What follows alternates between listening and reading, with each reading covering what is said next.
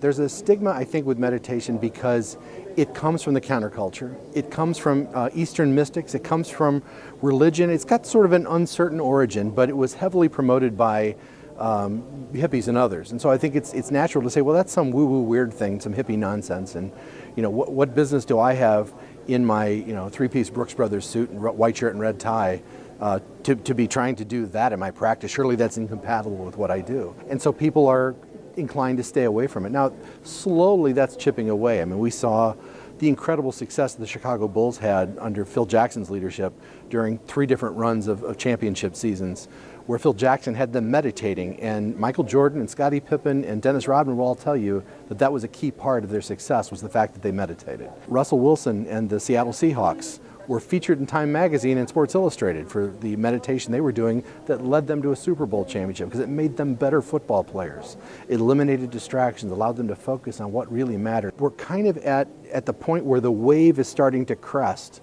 and perhaps it's now safe for people to start to say, yeah, I want some of that.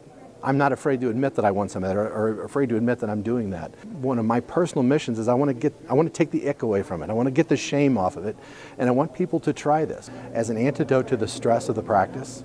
It is a silly, easy thing to do. The easiest forms of meditation can be accomplished just by simply sitting quietly for a minute, 3 minutes, and just observing the breath go in and out of the body. And since you have everything you need to breathe with you most of the time you're around, it's something you can do just about any place. There are all kinds of apps on smartphones these days. Headspace is a great place to start. I think their annual fees in the neighborhood of about $70 a year. The 10% Happier app is in the same price range.